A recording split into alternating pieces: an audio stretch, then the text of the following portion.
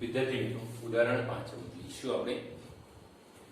બે ખેલાડીઓ સંગીતા અને રેશમા ટેનિસ મેચ રમે છે.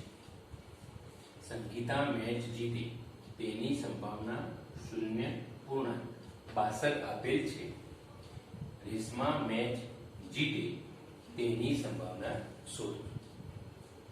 વિદ્યાર્થી મિત્રો, અહીંયા આપણે બે વ્યક્તિ જો મેચ રમતા હોય તો કોઈ એક વ્યક્તિ જીતે તો બીજી વ્યક્તિ હારે. જો બીજી વ્યક્તિ જીતે તો પ્રથમ વ્યક્તિ હારે. એટલે અહીંયા રેશમા મેચ જીતે એની સંભાવના 0.62 આપી છે. સોરી, સંગીતા મેચ જીતે એની સંભાવના 0.62 આપી છે. જો રેશમા મેચ જીતે તો એનો મતલબ થયો સંગીતા મેચ જીતે નહીં. એટલે સંગીતા મેચ જીતે એની ઉલટી પ્રક્રિયા કહેવાય. રેશમા મેચ જીતે એ સંગીતા મેચ જીતે નહીં એવો અર્થ થાય. તો અહીંયા જો ધારો કે ઘટના એસ સંગીતા મેચ જીતે, ઘટના આપણને એસ આપી છે સંગીતા મેચ જીતે. બીજી ઘટના આપણે આર લઈએ રેશમા મેચ જીતે. જો સંગીતા મેચ જીતે એની સંભાવના 0.62 આપેલ છે. હવે જો રેશમા મેચ જીતે, આનો અર્થ એ થાય કે સંગીતા મેચ જીતે નહીં. ટૂંકમાં ઘટના આર જે છે એ ઘટના એસ નહીં એવો અર્થ થાય. તો માટે ઘટના આર ની સંભાવના બરાબર એસ નહીં ની સંભાવના બરાબર 1 ઓછા ઘટના એસ ની સંભાવના. ઘટના એસ ની સંભાવના આપણને આપી છે 1 ઓછા 0.62. જવાબ આવ્યો 0.38. તો આ રીતે સમજીને આપણે તૈયાર કરીએ તો લઘુ દાખલો આવડે છે. તો એ જ પ્રમાણે અહીંયા ઉદાહરણ 6 જોઈએ. સવિતા અને હમીદા મિત્રો છે. બંનેના જન્મદિવસ જુદા જુદા હોય અને બંનેના જન્મદિવસ એક જ હોય તેની સંભાવના કેટલી? થોડું સમજી લઈએ. કોઈ પણ બે વ્યક્તિના અહીંયા લીપ વર્ષને અવગણેલું છે. અહીંયા કૌંસમાં લખેલું છે લીપ વર્ષને અવગણ્યું. કારણ લીપ વર્ષમાં 366 દિવસ હોય એટલે આપણે લીપ વર્ષ આ નથી એવું સમજી. અને જો સમજીએ કોઈ પણ બે મિત્રો છે એમના જન્મદિવસ જો જુદા જુદા હોય તો શું થાય? એક વ્યક્તિનો જન્મદિવસ 1 જાન્યુઆરી છે તો બાકીના બીજા વ્યક્તિનો જન્મદિવસ એ 365 દિવસમાંથી આ જે વ્યક્તિનો 1 જાન્યુઆરી જન્મદિવસ છે એ બાદ કરી દઈએ તો બાકી વધ્યા કેટલા? 364 દિવસમાંથી કોઈ પણ જન્મદિવસ આવી શકે છે. અહીંયા આપણે વિચારીએ કે દાખલા તરીકે સવિતા અને હમીદા મિત્રો છે તો બંનેના જન્મદિવસ જુદા જુદા છે.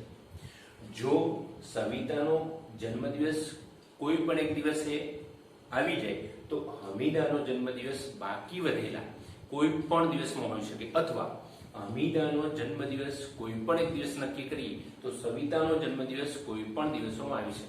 ફરી એકવાર 365 દિવસ હોય છે આપણે સમજી લઈએ. 365 દિવસ એમાંથી એક બંનેના જન્મદિવસ જુદા જુદા છે.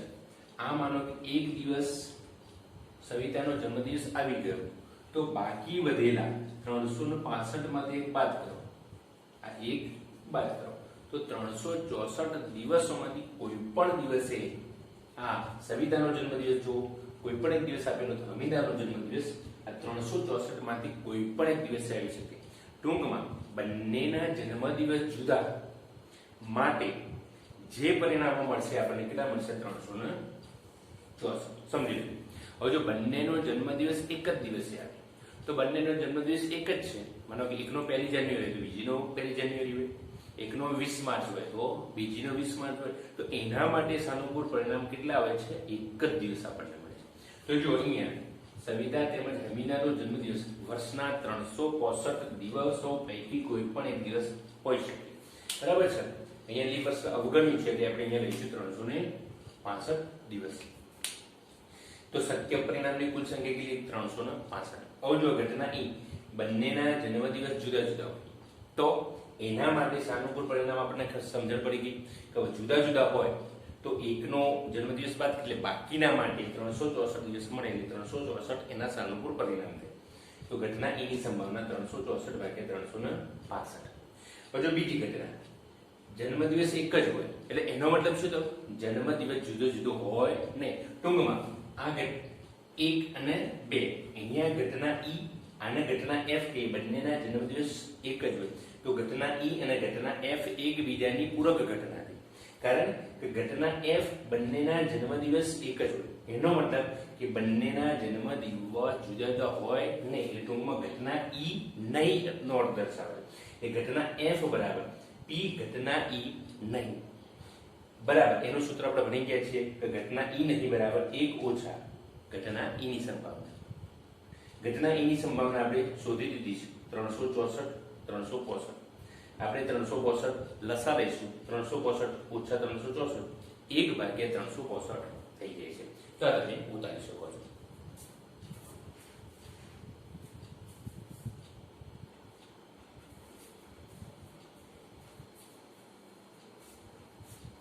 હવે ઉદાહરણ 7 બુકની અંદર લોગો લખેલું છે, પરંતુ અહીંયા મેં મુદ્દાઓ લખ્યા છે.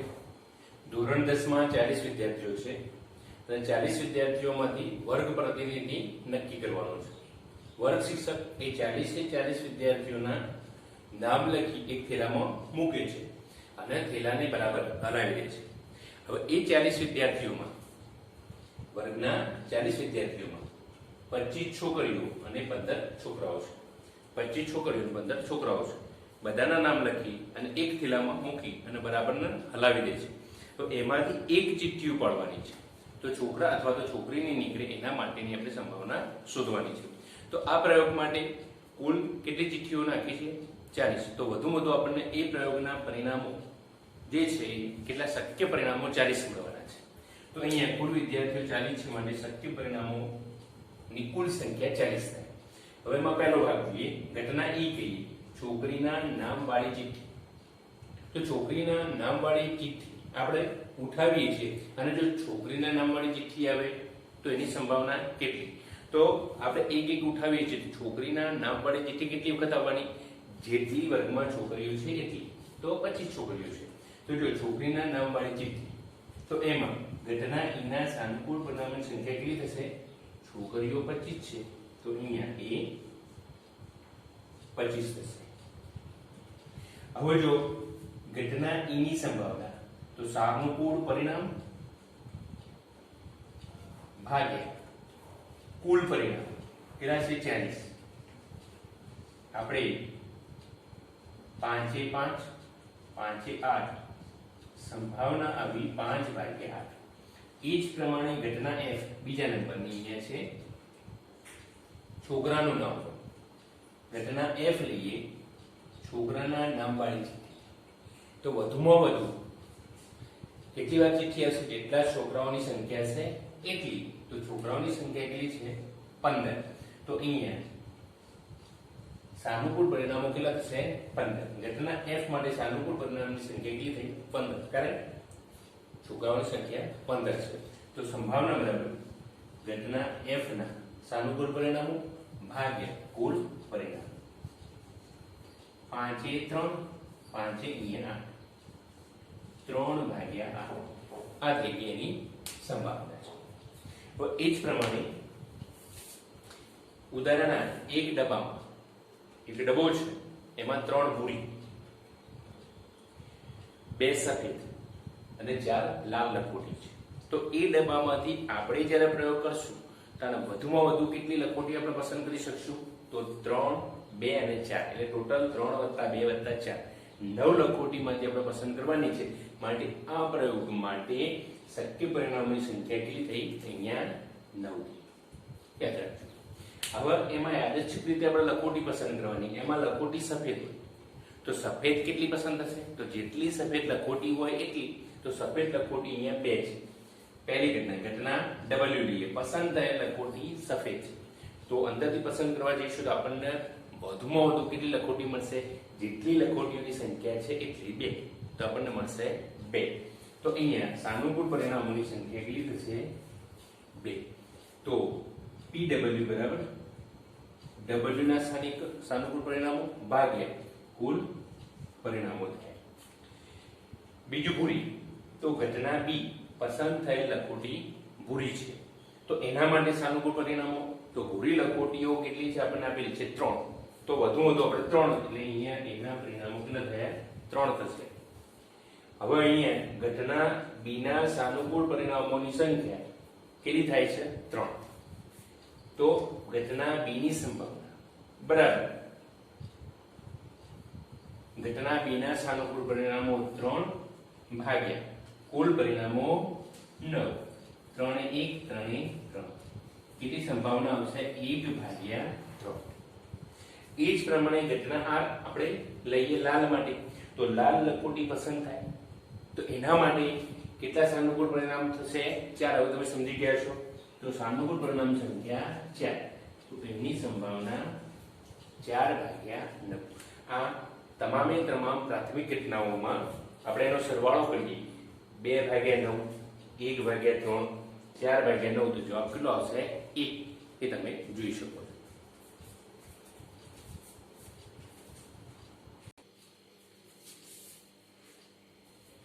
ઉદાહરણ આપણે પહેલા જોઈશું.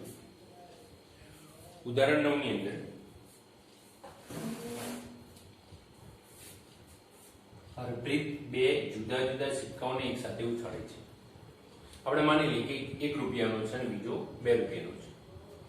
તે ઓછામાં ઓછી એક સાપ મેળવે તેની સંભાવના. આપણા જોડે 2 સિક્કા છે, વિચારો એ 2 સિક્કાઓ છે, એ 2 સિક્કાઓને આપણે એક સાથે ઉછાળીએ છીએ. પહેલું પરિણામ, કોઈ વ્યક્તિ એવું કે 2 સિક્કા એક સાથે ઉછાળેલા છે, તો પ્રથમ વિદ્યાર્થી એમ કે બંને પર સાપ આવશે, પહેલા પર બી સાપ આવશે, બીજા પર બી સાપ આવશે. કોઈ વિદ્યાર્થી એવું કહે છે નહીં, પહેલી વખત છાપ, બીજી વખત કાંટો. કોઈ વિદ્યાર્થી એમ કહે છે પહેલી વખત કાંટો આવશે પહેલા સિક્કામાં અને બીજા સિક્કામાં સાપ આવશે. કોઈ ચોથો વિદ્યાર્થી એવું કહે છે કે બંને સિક્કાના અંદર કાંટો આવશે. તો અહીંયા કોઈ પણ 2 સિક્કાને એક સાથે ઉછાળવામાં આવે છે ત્યારે આપણને ટોટલ 4 પરિણામ મળે. કો તો બંને સિક્કા પર છાપ આવે, કો તો રૂપિયાનો સિક્કો, અથવા તો આપણે 1 રૂપિયાનો લીધો છે અને 2 રૂપિયાનો લઈએ, અથવા તો એવું કે જે પ્રથમ સિક્કો છે એના પર છાપ અને બીજા સિક્કા પર કાંટો, અથવા તો પ્રથમ સિક્કો છે એના પર કાંટો અને બીજામાં છાપ, અથવા તો જે પ્રથમ કાંટો છે એના બી ઉપર કાંટો અને બીજા નંબરનો જે સિક્કો છે એના પર બી કાંટો આવે. તો આ પ્રમાણે ટોટલ આપણને 4 પરિણામ મળે. તો સિક્કો ઉછાળવાનો જે પ્રયોગ છે, જો સિક્કો એકવાર ઉછાળીએ છીએ ફક્ત 2 પરિણામ, છાપ અથવા કાંટો.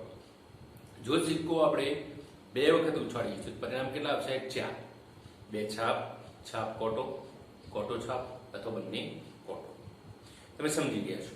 તો અહીંયા આપણે છાપ માટે H લઈશું, કાંટા માટે T લખીશું. સમજી લેજો.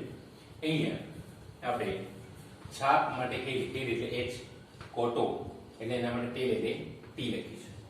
હવે અહીંયા જો 2 સિક્કા એક સાથે ઉછાળવામાં આવે ત્યારે શક્ય પરિણામો, જો બંને વાર છાપ એટલે આપણે H લખ્યું. બીજું પરિણામ, પહેલી વાર છાપ, બીજી વાર કાંટો. ત્રીજું પરિણામ, પહેલી વાર કાંટો, બીજી વાર છાપ. ચોથું પરિણામ, બંને વાર કાંટો મળે. તો શક્ય પરિણામો કેટલા થયા આપણા 4. યાદ રાખજો, અહીંયા શક્ય કુલ પરિણામો થયા 4.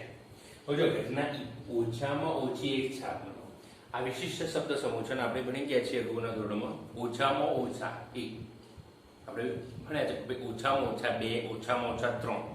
તો એનો અર્થ શું થાય? તો અહીંયા વિચારીએ કે ઓછામાં ઓછી એક છાપ એટલે એનો મતલબ એવો થાય ઓછામાં ઓછી એક છાપ એટલે એક છાપ તો ખરી, અથવા એક કરતો વધારે વખત છાપ મળે. તો જો અહીંયા મેં લખ્યું છે કે આનો અર્થ એ થાય કે એક અથવા એકથી વધુ વખત આપણને છાપ મળે એવું જોવાનું છે. તો જો આમાં એક અથવા એકથી વધુ વખત, તો એકથી વધુ વખત, જો આમાં છાપ 2 વખત, એક વખત આમાં મળતી નથી. આપણે વધુ વખત કેટલી વાર મળે છે? અહીંયા 2 વખત. તો અહીંયા જોઈશું આપણે ઓછામાં ઓછી એક છાપ મળે એટલે એક અથવા એકથી વધુ આપણે જોવાની. એક અથવા એકથી વધુ તો જોવા એક આવશે પરિણામ, કારણ કે 2 આવે, 2 વાર છાપ મળે. એક અથવા એકથી વધુમાં 2 છાપ આવે. બીજા નંબરનું પરિણામ આવશે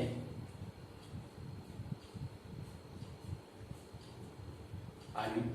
TH લઈએ તો પહેલું આપણે HT લઈશું, HT TH.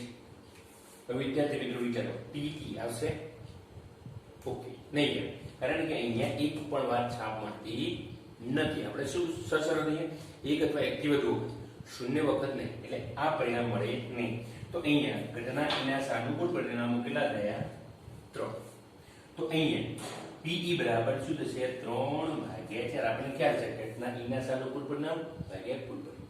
તો જો એવો ને એવો દાખલો અહીંયા છે, આ પરીક્ષાને લગતો નથી, પરંતુ તેમ છતાં બી તમે સમજી જજો, કદાચ કોઈ વાર પૂછી જાય.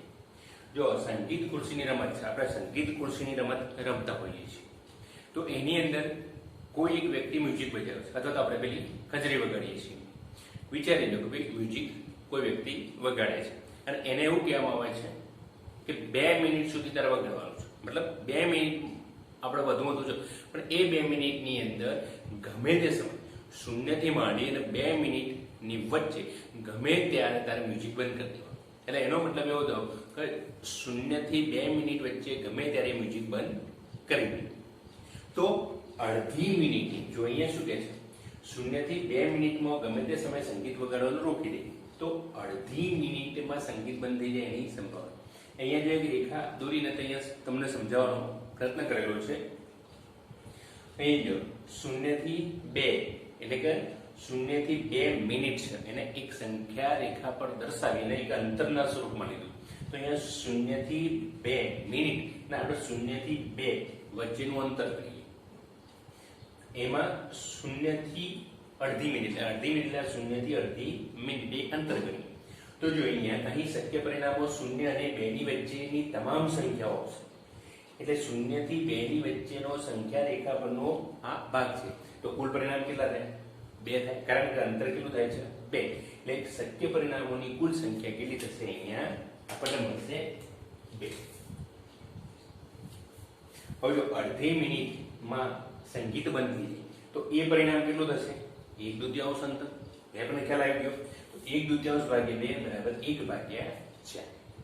તો આપ સમજી ગયા છો. ઘણા વિદ્યાર્થીઓને એવું થાય કે ભાઈ આમાં ખ્યાલ ના આવે, તો આ જ દાખલાને આપણે એ રીતે વિચારી શકીએ કે 0 થી 2 મિનિટ આપણે એને સેકન્ડમાં ફેરવીએ, આપણે એને સેકન્ડમાં ફેરવીએ. 0 second, 1, 2, 3, 1 second, 2 second, 3 second, 4 second, 5 second, એમ કરતા અહીંયા 30 સેકન્ડ, પછી 60 સેકન્ડ, એમ આગળ જઈએ છીએ તો છેલ્લે 120 સેકન્ડ. આપણને ખબર છે કે અહીંયા કેટલી 2 મિનિટ છે, એટલે વધુમાં વધુ એ સંકેત કેટલો સમય વગાડી શકશે? 120 સેકન્ડ સુધી વગાડી શકશે. તો માટે કુલ જે પરિણામ છે એ આપણે 120 લઈ શકીએ. શક્ય પરિણામોની કુલ સંખ્યા જે છે અહીંયા 120 સેકન્ડ લઈ. યાદ રાખજો. આપણને શું કીધું છે? અડધી મિનિટે બંધ કરશે. અડધી મિનિટ એટલે કેટલી થશે? 30 સેકન્ડ. તો સાનુકૂળ પરિણામ 30 સેકન્ડ થાય. હવે તમે જો ઘટના P બરાબર સાનુકૂળ પરિણામ ભાગ્યા કુલ પરિણામ 1/4. તો આ રીતે પણ તમે દાખલો ગણી શકો. અહીંયા આ ન કરો અને એવું કહીએ કે ભાઈ 0 થી 2 મિનિટ છે, તો આપણે તેવા એવું કહીએ કે 2 મિનિટ પૂરેપૂરી સંખ્યા અને અડધી મિનિટ એ રીતે લઈ શકો, અથવા તો 2 મિનિટને સેકન્ડમાં ફેરવી, અડધી મિનિટને સેકન્ડમાં ફેરવી, આ રીતે આપણે દાખલો ગણી શકો છો.